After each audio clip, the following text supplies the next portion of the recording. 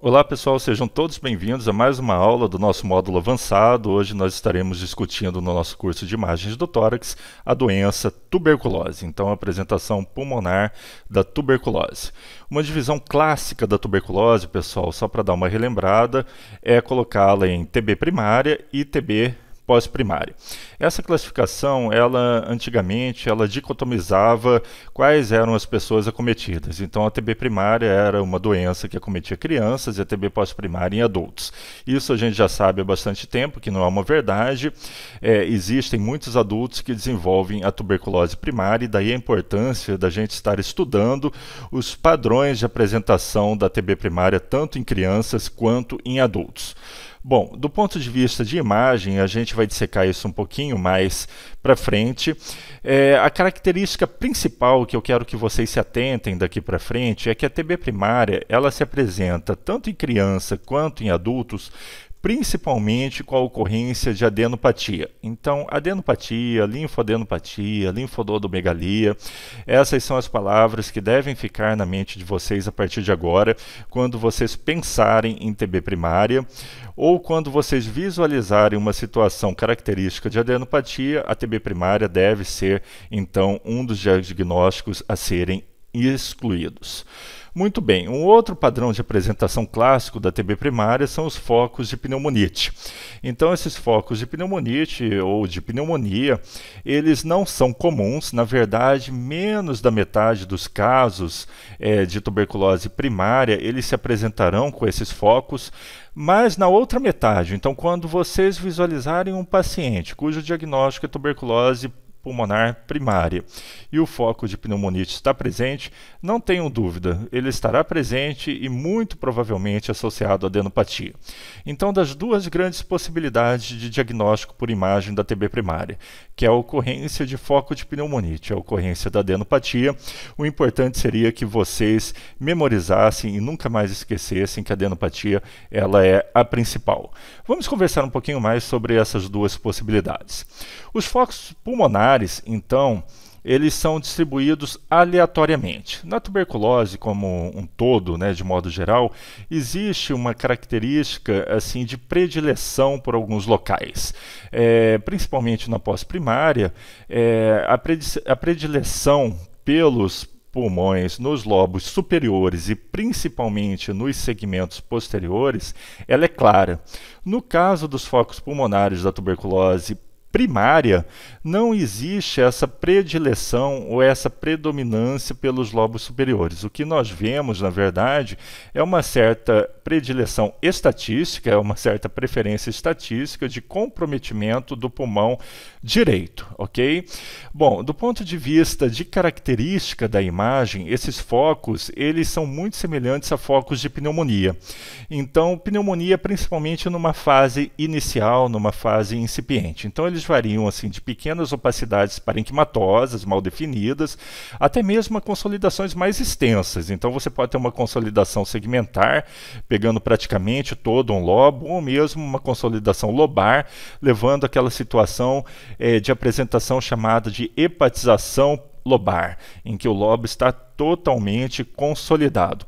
Nessas situações, pessoal, fica indistinguível do ponto de vista radiológico uma TB primária de uma pneumonia bacteriana, principalmente se não ocorrer escavação. Embora a escavação não seja patognomônico da tuberculose, ela deve sugerir sempre a possibilidade de tuberculose, principalmente em países em desenvolvimento, certo? O que leva muita gente a lembrar da possibilidade de diagnóstico é que aquele paciente, principalmente crianças, que se apresentam com um quadro radiológico sugestivo de pneumonia, que foi tratado com antibiótico, foi trocado antibiótico e mesmo assim a gente não consegue vislumbrar uma melhora, então a possibilidade de ser um foco pulmonar relacionado à TB primária deve ser considerado. Do ponto de vista clínico, a grande diferença é o período de evolução da doença. Então, a pneumonite tuberculose ela tem uma evolução muito mais indolente. O que acontece, na verdade, é que às vezes a anamnese ela tem pequenas falhas. Então, a criança ou o adulto, né, com esse tipo de apresentação, ele já vem se sentindo mal, já vem evoluindo com a doença com algum tempo, 2, 3 semanas, e de repente tem um pico, tem uma piora dos sintomas, e essa piora é considerada o ponto de início da doença. Na verdade, não é, essa doença já estava progredindo há algum tempo. Mas o que é valorizado é aquela piora abrupta. Essa piora abrupta, muitas vezes, ela está relacionada a uma reação inflamatória decorrente da presença de cásio no alvéolo. Cásio, ele drenando de um linfonodo, ele é altamente assim irritante para o alvéolo, gera aquela atividade inflamatória que vai gerar então esse padrão alveolar, esse padrão lobar. E a partir daí, então, a partir dessa reação inflamatória intensa, é que se considera o início da doença. Na verdade, o início da doença, se a gente buscasse um pouquinho melhor na anamnese, tentasse aprofundar um pouco mais, seria visto que a criança ou aquele adulto ele já não estava se sentindo bem já há alguns dias atrás. Ok? Bom, então essa é a característica do foco pulmonar, da apresentação da TB primária. Como eu disse a vocês, se tiver que ficar uma palavra só na sua mente, então que fique adenopatia, né? Então a adenopatia, ela é assim o padrão clássico de apresentação da tuberculose primária, tanto em adultos quanto em crianças, mas eu gostaria de fazer aqui um parênteses. Em adultos, o aumento de linfonodos é muito menos comum. E principalmente em adultos com idade mais avançada. O que eu quero dizer é assim, quanto mais é adulta aquela pessoa, mas quanto mais jovem ela for, quanto menor for a faixa etária, mais fácil a visualização da adenopatia. Tá? Em crianças, a visualização da adenopatia é mais fácil do que em adultos, mas em crianças mais jovens, ela costuma ser mais acentuada. Em outras palavras, pessoal, a TB primária pode acometer crianças e adultos, tá? Mas quanto menor a faixa etária, mais fácil de identificar a linfonodomegalia, a linfadenopatia. E quais são as características dessa adenopatia, né? A adenopatia hilaromediastinal, geralmente, ela é unilateral, mais comumente do lado direito. Então a gente viu que existe uma certa predileção pelo pulmão direito, lembrem-se disso. E ela costuma ser contígua ao hilo afetado. Então, normalmente a gente visualiza essa alteração do lado direito e não existe um espaço de normalidade, ela é contígua ao hilo da região do lado afetado. Os linfonodos, gente, eles são sempre mais fáceis de serem identificados à tomografia computadorizada, pelas características inerentes desse tipo de exame, né? Quais são as características desses linfonodos, né? O que a gente deve avaliar? Bom, eles podem ter diversos tamanhos, normalmente eles estão agrupados, então não existe um linfonodo muito aumentado, muito distante do outro, eles vão se agrupando de tal maneira que formam uma massa linfonodal. Essa massa linfonodal, esses linfonodos, eles podem captar contraste, tá? E esse contraste, quando é captado, ele se dá externamente. Então, quando é feito uma infusão de contraste, o linfonodo ele fica melhor visualizado, tá? Devido a uma melhora do seu contorno externo, da visualização do seu contorno externo. E uma característica que não é exclusiva da tuberculose, mas que chama atenção, são os linfonodos grandes, linfonodos com mais de 2 centímetros de diâmetro, eles mostram um centro de baixa densidade. Então existe uma heterogeneidade na imagem do linfonodo. Tá? Essa heterogeneidade demonstra para a gente, nas regiões mais centrais, uma densidade em termos de unidade Hounsfield, né, que é medida, menor do que a área mais externa, principalmente depois, claro, que é feita a infusão do contraste. Então essa diferença ela se acentua. Bom, então os focos de consolidação e a adenopatia fazem parte do grupo de apresentação clássica da tuberculose primária, tá? Sendo que a adenopatia é muito mais frequente. Existem outros tipos de apresentação radiológica, Patusca? Existem, né? Em adultos, eu gostaria de chamar a atenção para vocês para a possibilidade de ocorrência de massas. Essas massas elas podem ser confundidas com a granulomatose de Wegener, que será um tema de uma outra aula aqui do módulo avançado, e principalmente com neoplasias, principalmente naqueles pacientes com idade mais avançada.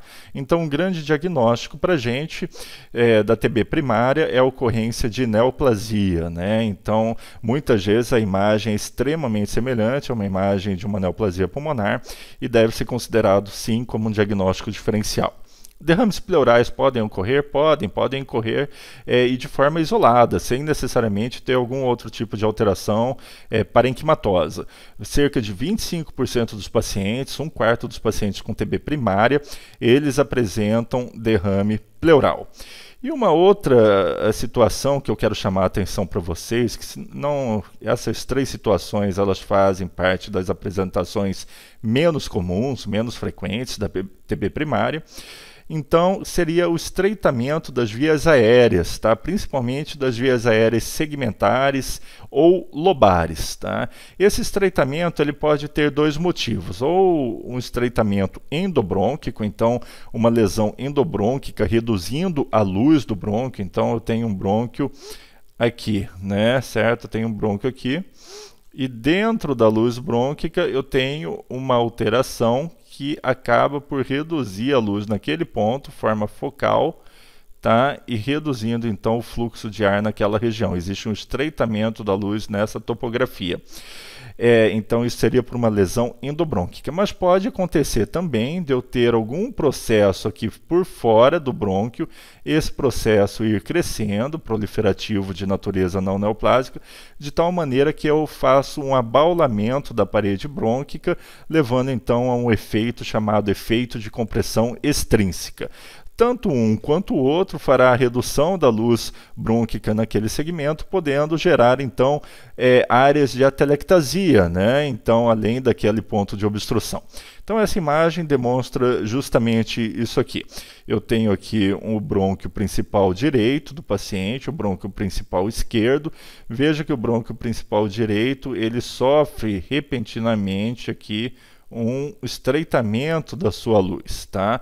O mesmo acontece aqui com o brônquio principal esquerdo. Olha só o que acontece, um estreitamento súbito da sua luz, um estreitamento abrupto da sua luz. Eu vou apagar essas marcas aqui para chamar a atenção de vocês para uma outra alteração. O que está causando esse estreitamento aqui não é uma lesão dentro do brônquio, é um processo de aumento de linfonodos por fora. Veja que existe uma barriguinha aqui, existe uma formação aqui existe um grupo de linfonodos, alguns até com calcificação. A individualização e a boa visualização desses linfonodos é prejudicada por conta da janela pulmonar, né? É muito mais adequado que a gente estude esses linfonodos na janela paramediastino, mas aqui são linfonodos, são áreas aqui de aumento linfonodal, levando então, olha só, a compressão do brônquio neste segmento. Então esse é um estreitamento de vias aéreas segmentares decorrente de compressão extrínseca. Ok, pessoal? Vamos em frente. Bom, em relação à TB pós-primária, nós vimos as características até então da tuberculose primária. E a pós-primária, como que funciona do ponto de vista das imagens? Existe uma fase inicial e existe a fase de progressão da doença, ok? De modo geral, a fase inicial ela respeita um certo padrão de apresentação. Esse padrão de apresentação ele se caracteriza pela ocorrência de consolidações subsegmentares, ou seja, consolidações bastante periféricas e esparsas. Essas consolidações, conforme a doença vai evoluindo, pessoal, elas têm uma tendência a coalescer. Então, o que eu tenho aqui? Eu tenho áreas, eu tenho opacidades pulmonares, essas opacidades aqui com densidade de vidro fosco, essas aqui com uma densidade maior, então com densidades mais de consolidação alveolar, elas estão distribuídas de forma esparsa por este único corte aqui de tomografia, tá? E elas têm uma tendência à coalescência. Imaginem essa tendência à coalescência como se vocês pingassem 2, 3, 4 gotas de água numa mesa de vidro. Então, qualquer movimento, né, nessa mesa de vidro, a própria movimentação do ar em volta tende a levar a mobilidade dessas gotas de água. Essas gotas de água vão coalescendo. Então, forma 3 gotinhas, forma um gotão, digamos assim. Então, existe essa tendência à coalescência.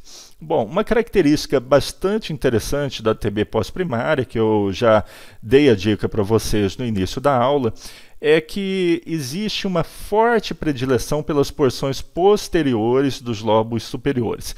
Então lembrem-se disso, a tuberculose ela gosta de comprometer os campos superiores e posteriores de ambos os pulmões. Tá? Isso ajuda muito a filtrar as possibilidades de diagnóstico, ajuda muito na diferenciação com outras doenças que causam um padrão radiológico semelhante. Tá? Pode ocorrer um espessamento pleural na fase inicial da doença, tá? Isso é uma situação bastante assim da doença na sua evolução muito inicial, muito precoce, tá? E esse espessamento pleural, ele pode acontecer mesmo que não exista derrame pleural, ok? Então nós veremos exemplos disso posteriormente. Então nós temos aqui focos de consolidações subsegmentares, periféricas esparsas e com tendência à coalescência. Esse padrão, ele é patognomônico da tuberculose de forma alguma, pessoal, mas ele deve sugerir esse diagnóstico para vocês num paciente enfermo e enfermo recentemente. Então, aquele paciente que procura auxílio não 2, 3 semanas após o início dos sintomas, mas sim logo no início, nos primeiros dias dos seus sintomas. Muito bem. Conforme a doença evolui, que é o que acontece na maior parte das histórias que a gente tem contato, né? Então o paciente ele fica doente 10, 15, 20, 30 dias até procurar auxílio. A tuberculose, a doença, né, a sua apresentação radiológica, ela vai evoluindo. E ela evolui para 3 padrões clássicos, tá? O padrão de consolidação alveolar, o padrão de opacidades nodulares, que se subdivide em outros, nós veremos isso, e o padrão de escavação. Veja, desses 3 aqui, o que faz normalmente os profissionais de saúde a lembrar de tuberculose, coloca o paciente em isolamento, usa uma N95, enfim, lembrar os profissionais de tomar os devidos cuidados, porque existe uma grande possibilidade do paciente estar sendo acometido pela tuberculose, é a escavação. Então existe meio que no inconsciente coletivo dos profissionais de saúde que cavitação ou escavação pulmonar ela é igual tuberculose. Então isso aqui não costuma trazer problema para a gente, né? Quando o paciente que tem uma escavação pulmonar, ele vai ser identificado, ele vai ser pesquisado sobre a possibilidade dessa doença, né, se confirma ou não a doença. O que gera problema realmente são as outras 2 possibilidades, a consolidação alveolar e as opacidades nodulares, porque elas realmente confundem com outros diagnósticos, certo? Começando a falar da consolidação alveolar, tá? Quando associada à tuberculose, ela na maioria das vezes é limitada a um segmento ou a parte de vários segmentos de um mesmo lobo. Dificilmente você gerou uma consolidação alveolar de natureza tuberculosa, de etiologia tuberculosa, comprometendo mais de um lobo de forma semelhante, ou seja, padrão alveolar no lobo superior esquerdo e padrão alveolar no lobo inferior esquerdo. Tá? O que a gente consegue visualizar nessa imagem. Então nós temos um padrão de consolidação alveolar, aqui comprometendo o lobo superior esquerdo desse paciente, aqui eu tenho a cisura, e o lobo inferior esquerdo nós conseguimos ver alguns focos aqui, né? Existem algumas áreas aqui comprometidas, mas essas áreas elas não são relacionadas ao preenchimento alveolar. Então, respeitando o que a gente está aprendendo, está vendo aqui na parte teórica. Então, a consolidação alveolar ela é limitada a um segmento ou a parte de vários segmentos de um lobo. Veja, não significa que não possa ocorrer o comprometimento de um lobo. O que acontece é que não ocorre o comprometimento alveolar num lobo e o comprometimento alveolar do outro, tá? Raramente, então, essa doença vai afetar todos os lobos. Muito bem, com esse tipo de apresentação, né, que é o padrão alveolar. Áreas focais podem estar associadas e têm uma tendência a coalescer. O que são essas áreas focais? É justamente o que a gente vê aqui no lobo inferior esquerdo desse paciente. Então, eu tenho áreas focais de comprometimento. Quando eu vejo uma lesão maior assim, na verdade, o que eu estou vendo são lesões menores. Vejam aqui, né, lesões menores que começam a coalescer. Da mesma maneira que a gente falou ali no padrão de apresentação primário. Então, lembre-se do exemplo da gota d'água sobre a mesa de vidro, tá? Então, 3, 4, 5 gotinhas lá que pequenininhas se juntam e viram uma gota maior. Então, essa é a coalescência das lesões. É muito comum, pessoal, que na consolidação alveolar exista um espessamento peribrônquico. Isso acontece também nas pneumonias, como nós vimos, né, em outra aula. E esse espessamento peribrônquico ele é bastante extenso. Ele vai da região mais periférica do pulmão, alcançando até o hilo ipsilateral. Um ponto que é importante, que diferencia bastante da TB primária, é que o aumento de linfonodo hilar umidestinal é incomum. Então, pode acontecer, Patusco? Pode acontecer, só que em até 5% dos casos, ou seja, 95% das vezes, nós não identificaremos nenhum aumento linfonodal. Qual que é o raciocínio por trás disso, então? Que se vocês estão vendo um aumento linfonodal importante, vocês estão considerando a possibilidade de TB pós-primária, até considerem como diagnóstico, mas um diagnóstico alternativo. Busquem uma outra doença que seja mais comum vocês visualizarem linfonodos aumentados. Ok?